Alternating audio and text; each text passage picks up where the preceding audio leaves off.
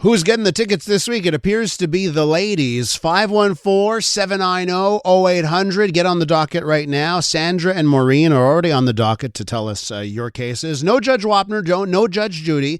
It's Judge me. I don't even want to say Judge Makos, but it's me. I'm doing the cases here as we take your calls. If you've recently gotten a ticket, and hopefully we can help you out if you've got to mount a case to fight those tickets. Sandra is on the line. Sandra, tell me what kind of car you drive. I drive a Hyundai Elantra. Ooh, do you like it? What year is that? What model year are we talking about? She's antique. The only reason why I love her is because she's paid for. She's paid for? And does she sip on gas? No, she's amazing. She's good to me. I don't want to jinx her. Okay, so Sandra, you and your Elantra, you got dinged. Tell us what happened. Okay, so I went on Tuesday to Notre Dame Hospital. Never been there before. And I, as you know, you go around looking for parking. You can't park from here to there, from this time to that time. So I found a public parking, which is on the street beside a huge, beautiful park. Yeah. I don't know if everybody knows that park, but it's beautiful. Yeah.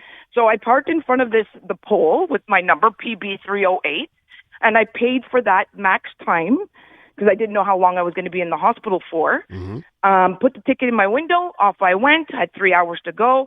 Came back, there was a ticket in my window. I still had an hour to go. Yeah. So the guy that was beside me arrived at the same time and magically actually was leaving at the same time as me. And he goes, "What's wrong?" I said, "Well, I got a ticket. Did you?" He goes, "No." So he helped me read the ticket because it's all in French. I understand French, but he couldn't believe it either. And it was because I wasn't parked properly in front of the post, where I was parked beside everybody in the same angle, in the same, I gave a 1.5 feet between the cars, like there was nothing wrong. I paid for my parking spot. So I'm standing there totally frustrated, not knowing what's going on. So a guy he pulled down his window, he goes, "The guy that gave you the ticket is right there." I said, "Thank God." I went up to him. Yeah. And I guess they're used to this because he didn't pull down his window right away. So I guess he saw I was just stunned. I was like, "Why?" Yeah. So he rolled down his window and he says, "Well, which car is you?" So he came over to my car and he goes, "Well, look, you're not straight." I said, "To whose eyes?" You're kidding me. No, not and straight? I said, "There's not even lines on the cement to tell me that I'm within your eye." I just couldn't believe it. I was like, this got to be a joke. How far were you from the curb? How far were you from the curb here, Sandra? It was normal. It was, I took pictures all around my car, left, right, behind, from the front pole to the back pole, from my back of my car, because I'm going to court. And that's what I told the guy. Yeah. "I'll see you in court," because it's ridiculous. $97. And there's no lines. I said, "Well, if you guys are so stuck up on people parking perfectly in front of these poles, put lines." Yeah. My goodness. Lines. If you were Donald Trump, would you describe it as a beautiful, perfect parking job? He's fired. Sandra, okay, well, listen, I'm sorry you got a ticket, especially, when you're going to the hospital, right? Right. So I'm going to take mercy on you, and I'm going to say not guilty.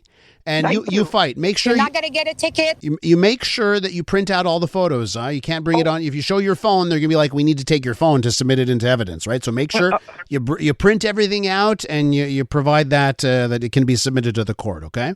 I totally will. Absolutely. And then I get the ticket and it says you could fight it online or something. I tried.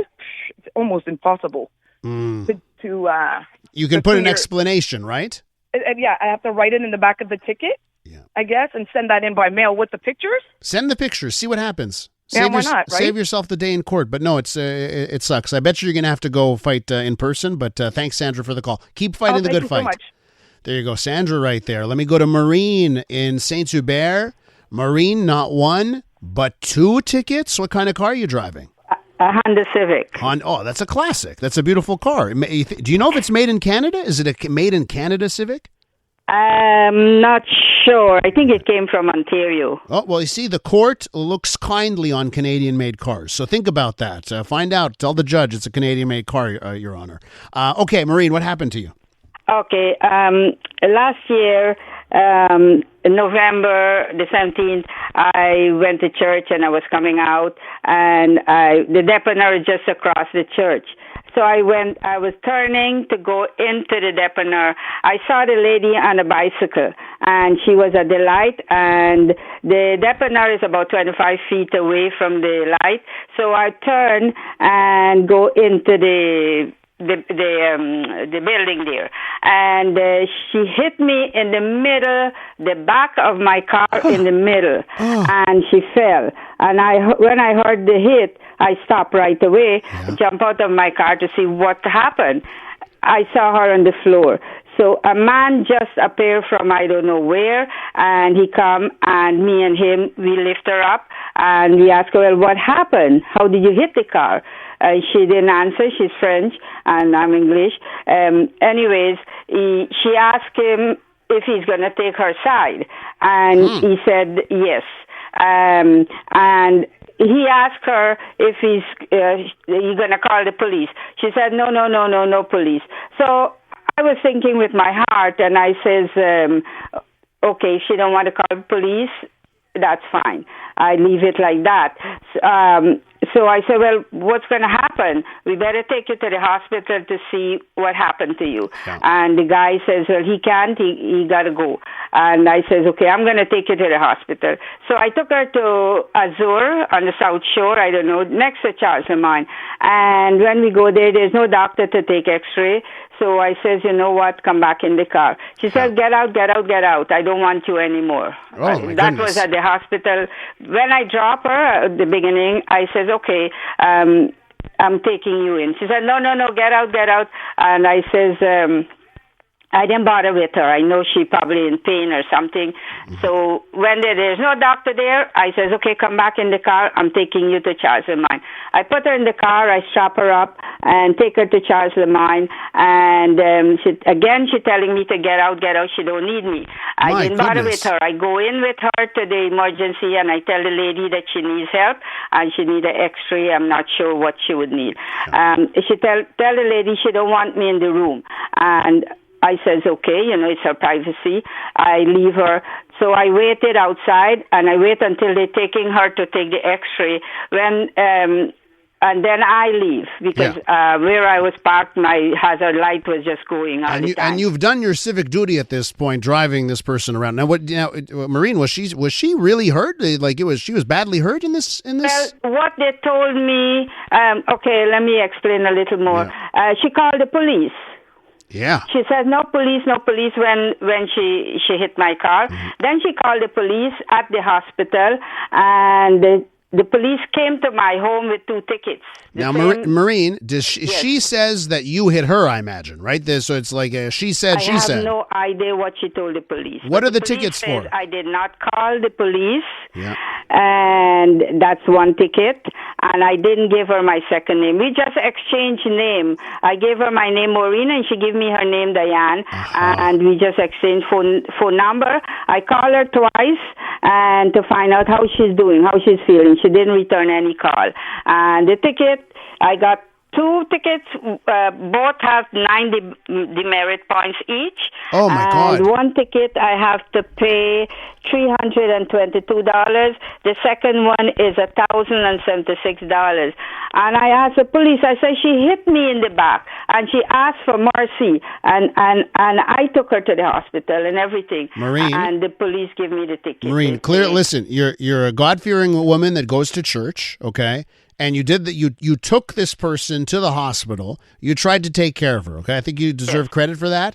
These 2 tickets, right, with those 2 at 9 demerit points and the dollar signs, how much these tickets are, you should go see a lawyer, someone that specializes perhaps in traffic tickets, because I think that's your only way to get out of this, Maureen. It's all fine and dandy on this show to get my opinion here, but on this one, those 2 tickets are so big, and the dollar signs and the demerit points. I really think if you want the best outcome here, maybe either to reduce the fines or get rid of some of the demerit points, you're going to have to speak to a lawyer. Okay, Maureen, that's my advice for you.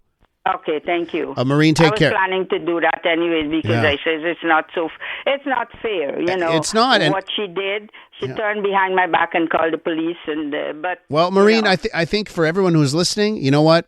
As much as you may think, I'll drive you around, that kind of thing. The thing to do in those situations is call the police, wait there, let the authorities handle it. Don't let people go after the fact and say something else happened. Maureen, thanks for your call.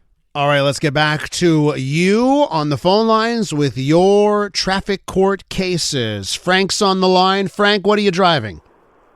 A Subaru 2025 Forester. Oh, that's a new vehicle, huh? 2025. That's a beauty. Beautiful car, beautiful. Okay, what happened in your Forester? Tell me what happened. I got a good one for you. I live in Laval. I've been there for about 30 years. There's a street called CJAD. They changed the speed limit down to 50. I wasn't aware of that. Uh-huh. Was it a 70 before? Yeah, I think so, yes. Yeah, okay. And I don't really, I'm not going to lie to you, I don't remember. Yeah. So anyway, the cop, I'm going there, he stopped me.